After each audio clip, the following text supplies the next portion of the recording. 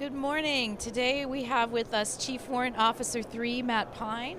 Matt serves as the officer in charge of the 2nd Marine Expeditionary Force, also known as MEF, the innovation campus at the Marine Corps Base, Camp Lejeune. So, Matt, welcome to our little broadcast today. And you look very, very nice, by the way. And you should also know that Matt and the MEF campus won the award yesterday for Education and Workforce Development here at MilAM. So congratulations. I appreciate that, and the uniform makes it easy to look good. So. Yeah, it does actually, you know. So I remember the first conversation that you and I had was at MilAM. It must have been 3 or 4 years ago, at least 4 years ago, I think. Yeah. And you invited me out to Camp Pendleton when you were there on the base. And I got to see, you know, kind of what you guys were working on and learn. That was my first trip to a Marine base in my career, so thank you. And I've watched you grow, and I've watched you deepen your learning and understanding of, you know, additive manufacturing over the time. And I think that you are really good at motivating people. and I love your LinkedIn presence because you're not afraid to like put the hard thing out there. Ironically, I opened a LinkedIn because I realized it gave direct connections and there's no chain of command. That's bad advice, but well, it works. it gets to the direct audience, and if the information you put out there gets in the right hands, then that's a win. So. Well, it is a win because I think having discussions around these very difficult issues. We've done a lot. We've picked a lot of. I've said this recently. We picked a lot of low-hanging fruit, and just the high stuff is left. Yeah. And so, having leadership that's principled like yourself, who's trying to understand it from the, you know, the warfighter's perspective and the individual's perspective, not just so high up in the command that you can't see. I think that's important. So I personally have learned a lot from you. So I'm glad to be sitting here with you. This is our first interview. So I wondered if one of the really exciting pieces I learned about your work at Camp Lejeune was you guys put together the first NDAA compliant 3D printed drone. And I wonder if you could talk a little bit about that. Yeah, so the Marine Corps did drone stuff probably 10 years ago. Yeah. Like you can find old articles about it. And NDAA came out and said, hey, we have to use non-covered entities, so you gotta use the right parts from the right people. Sure. Which significantly Is it harder? Yeah, it made it more difficult, right? It didn't stop it. We were still doing it, but we had to go to industry to get anything we needed. We had to buy drones. We couldn't build components and make things. So Sergeant Henry Volpe, which if you saw Drone Scalinka speak yesterday, he spoke him out directly. Yeah. He's kind of a drone guy. He's a motor T guy that's down there working in the campus. And he said, hey, I think I can do better. We went and saw an Army development that they did. Yeah. He's like, I think I can do better. I said, cool, you have 90 days. Yes.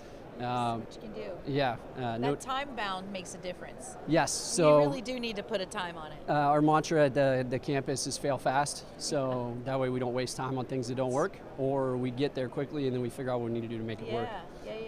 So gave him 90 days. We got back from the trip, and then the battalion commander, Lieutenant Colonel Donato, said, hey, I need something Thursday. We got back on Tuesday, and he said, I need something Thursday so we can go brief the CG.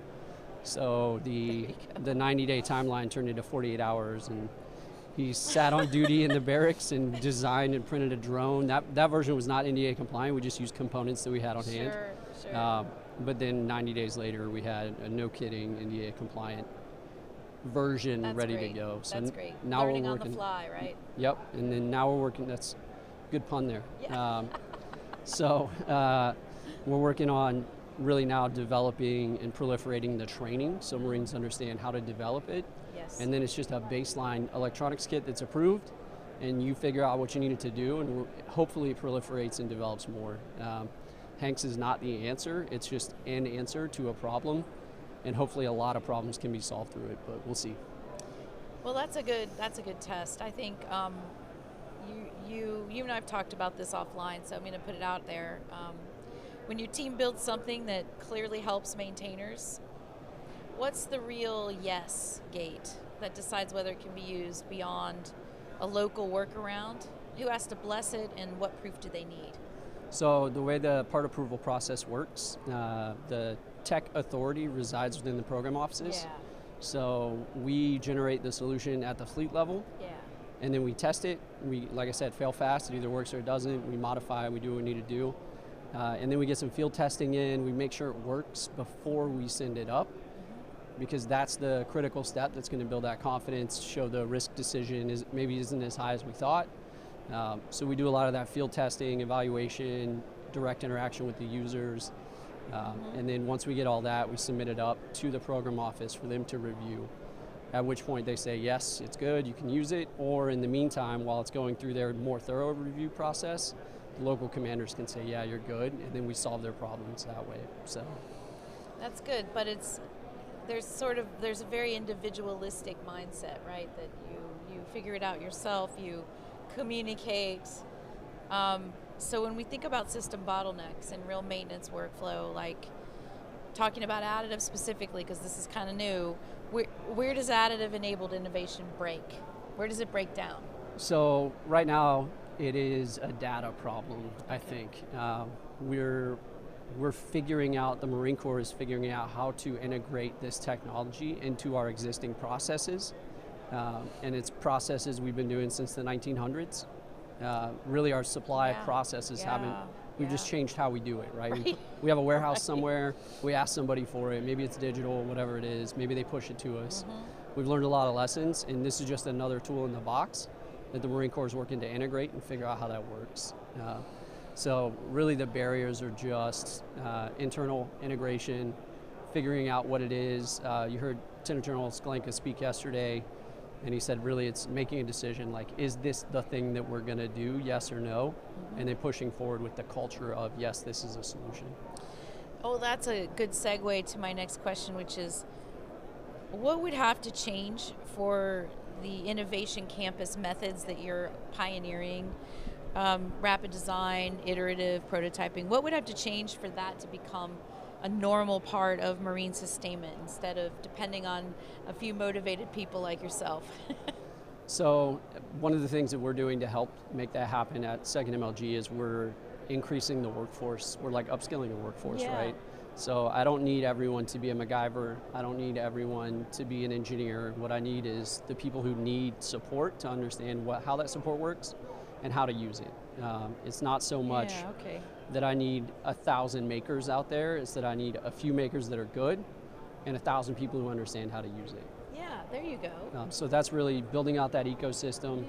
That's one of the things I've done. I've tried to do everywhere I go is build out that ecosystem, make people understand that there is a solution for your problem. You just have to find it. And because it's not built into our practices yet, we're still working on that. It's still very one-off, and it's dependent on people driving to their own solutions, which Marines do every day. So. Absolutely, but you're giving them some tools in the toolbox. Right. So if you could change, we've talked about this, if you could change one rule, standard, or approval practice to make adoption easier of this technology, of course without lowering safety, what would Matt Pine change first?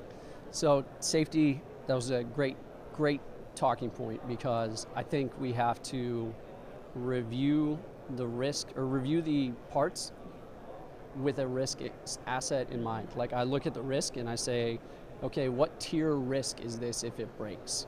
What tier risk is this if it breaks a subcomponent further down the line?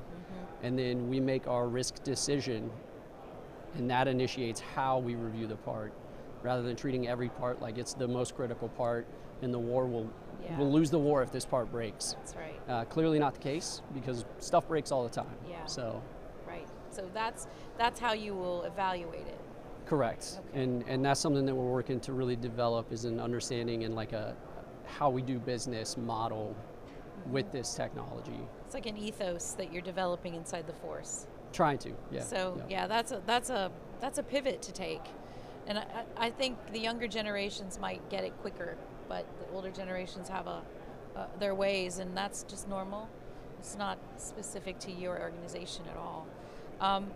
So let's talk a little bit about permission reality, because that's huge, and I think the Marines do one of the best jobs around on this one. So for junior Marines with good ideas, what does permission to innovate look like? Or what support do you need? What bureaucratic behavior shuts it down? So I like the phrase confidence through credentialing. So you get someone trained, especially a Marine, you train them and say, hey, you're good at this now. They're just going to do it because they don't know any better. And there's just this sense of confidence that we carry. Yes, it's true. Like it's true. We teach them very little martial arts, and they're like, I'm a killer. That's what I do. Same thing, confidence through credentialing, really getting them trained and understanding the technology. They're going to figure out how to use it. That's what we do. We just solve problems, whether it's a tactical problem or an enterprise problem or a maintenance or a supply problem. That's what we do. So we're sitting here, and I'm with America Makes. It's the nation's largest public-private partnership for additive manufacturing, supporting the entire industrial base, but with a focus on the Department of Defense. What advice would you have for me to support you better, in whether it's credentialing, whether it's some other technical piece? What can I do to support you better? So I think we've had these discussions several times, but not on camera. Yeah, for the world to see. So I guess it'll get tested now. Yes. But developing the workforce within the DOW develops the workforce when they get out of the department. So we can look and see the critical skills gaps. We can see all of the technical expertise we need and the experience we need to develop with the aging workforce getting out that understands it and the lack of backfill. This is a critical vulnerability that we're able to fill while they're in the DOW, and then when they get out, they're bringing that experience with them out to industry. They're not going to be the guy with the 18-year PhD experience, right? But they'll have real-world, practical, applied experience, which I won't say is more valuable, but it provides a different perspective on understanding how the equipment can be applied. Well, I like that, and I know we're working together to get y'all access to some of the AM train things that we have, but I guess I was super inspired to learn about the story when I saw you at Camp Pendleton a few years ago, and now to see what you're doing at Camp Lejeune as you race to retirement. I really am glad we got the chance to talk in front of other people about what you're working on and shine a light on it. So thank you for coming, Matt. I appreciate you having me. It's been a great gathering, hearing all the speeches and everyone talking about the things we need to do rather than just the things we're doing. Yeah. It was fresh this year. It feels fresh, it feels urgent. Yes. And thank you for being here. So thank you. See you soon. Yeah.